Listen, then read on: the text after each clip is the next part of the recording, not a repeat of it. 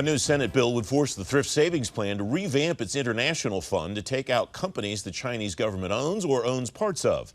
Those restrictions don't apply to other funds, according to Kim Weaver, Director of External Affairs at the Federal Retirement Thrift Investment Board. Kim, welcome. Thanks for coming back on the program. We touched on this in our conversation after last month's board meeting.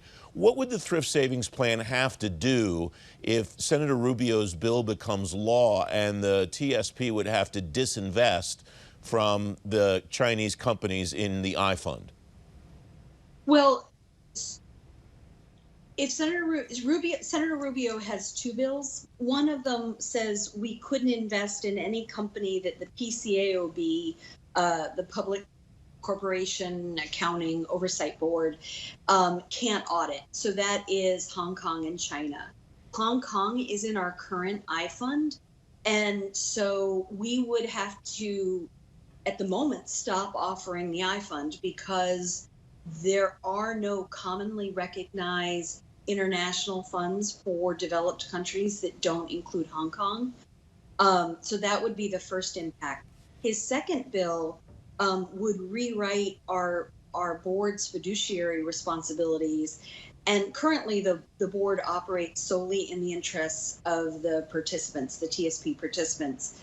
Senator Rubio would overlay that solely in the interest with the board couldn't do anything that wasn't in the national security interest, and would say that the Secretary of the Treasury, Department of Homeland Security, Attorney General, Secretary of Labor, and one other person I'm forgetting, would do regulations, would promulgate regulations that would tell our board how to operate in national security. That obviously is completely sort of gutting the solely in the interest rule and wouldn't apply to any other fiduciary duty for anyone else in America. What's the potential impact on participants in the TSP with that change, Kim? Well, it would be hard to know because the American national security waxes and wanes over time, right? And it would make the TSP subject to a rolling, evolving standard that would be incredibly difficult to keep the TSP participants sort of on track with what they're supposed to be doing, which is saving for retirement and their long-term investments. I understand the gravity of the second bill and the potential changes that the TSP could have to make depending on who's in power in the House, the Senate, and in the White House.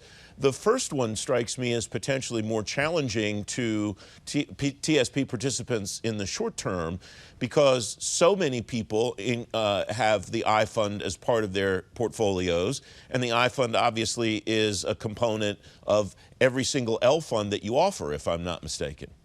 Yes, it is. It would be very challenging. We would have to strip the I fund out of the L funds and potentially disinvest people.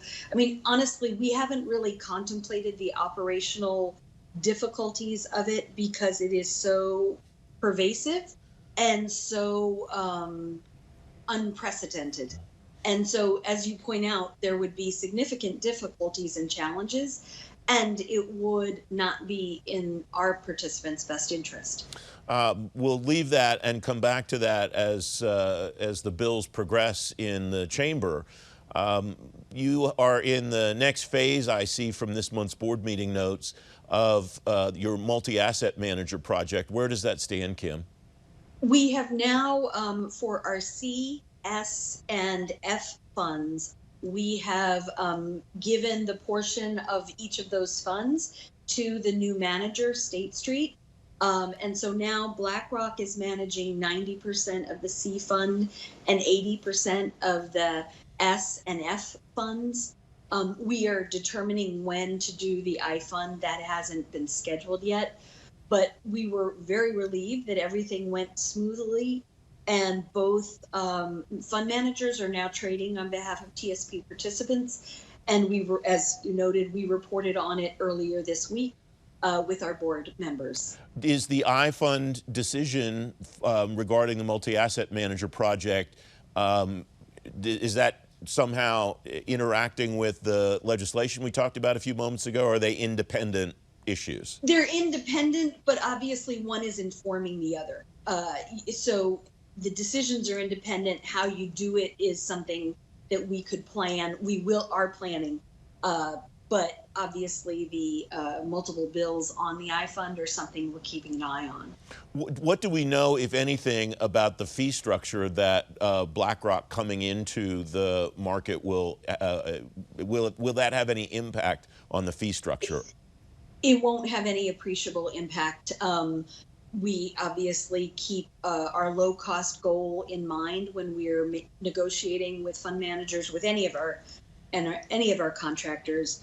And no, having the second fund manager will not have an appreciable difference on the fees charged to our participants. Kim Weaver, thanks very much for joining me. It's great to have you back. Thank you, Francis.